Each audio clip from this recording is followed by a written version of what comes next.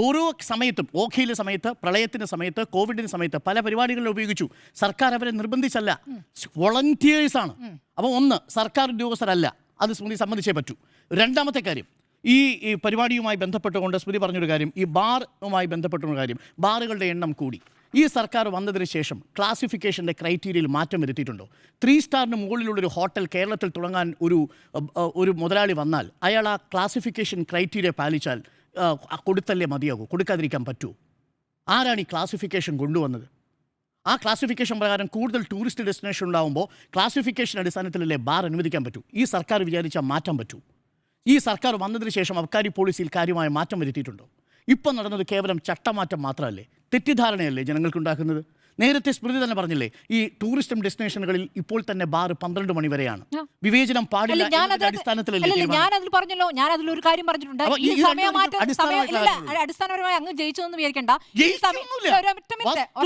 ബാറുകളുടെ കാര്യത്തിൽ സമയമാറ്റം അതിലൊരു തെറ്റുണ്ടെന്ന് ഞാൻ കരുതുന്നില്ല. പക്ഷേ നിങ്ങൾ എടുത്ത സമയം പ്രധാനമാണെന്നേ.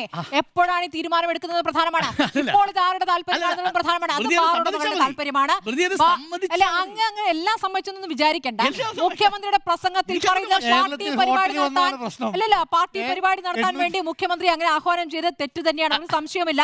സർക്കാർ ഖജനാവിൽ നിന്ന് പണം എടുത്തുകൊണ്ട് ഈ സർവേ നടത്തിയത് പാർട്ടി പരിപാടിക്കാണ്. നിങ്ങൾക്ക് വീണ്ടും അധികാരത്തിൽ വരാൻ ആ ഖജനാവിലെ പണം എടുക്കാൻ പറ്റില്ല എന്നാണ് സർക്കാരാണല്ലോ ആദ്യമായിട്ട് പൊതു ഖജനാവിൽ നിന്ന് പണമെടുത്ത് പബ്ലിക് റിലേഷൻസിന്റെ പരിപാടി സംഘടിപ്പിച്ചത്. ഞാൻ ഒരു കണക്ക് വായിക്കാം എന്റെ ഊഴത്തിൽ. അങ്ങ് ഏത് കണക്ക് വേണമെങ്കിലും വായിച്ചോളൂ. തെരഞ്ഞെടുപ്പ് സമയം എടുക്കുമ്പോൾ ചെയ്യേണ്ട കാര്യം. തെരഞ്ഞെടുപ്പ് സമയത്ത് തന്നെ ചിലവാക്കിയ കണക്കാണ് ഞാൻ വായിക്കാൻ പോകുന്നത്. ഞാൻ മാറ്റമില്ല, അത് ഞാൻ വായിക്കാം.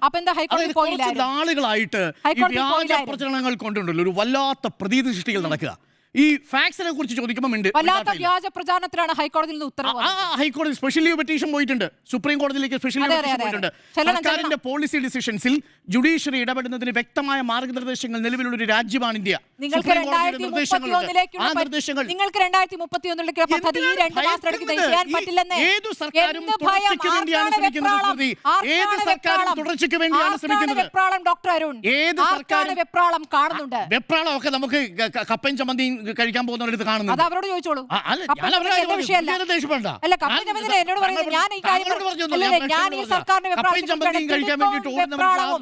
സർക്കാർ ഖജനാവിൽ നിന്നെടുത്തുള്ള വെപ്രാളല്ലേ, അത് സ്വന്തം കയ്യിൽ നിന്നെടുത്തുള്ള കാര്യങ്ങൾ അവരോട്. ശരി.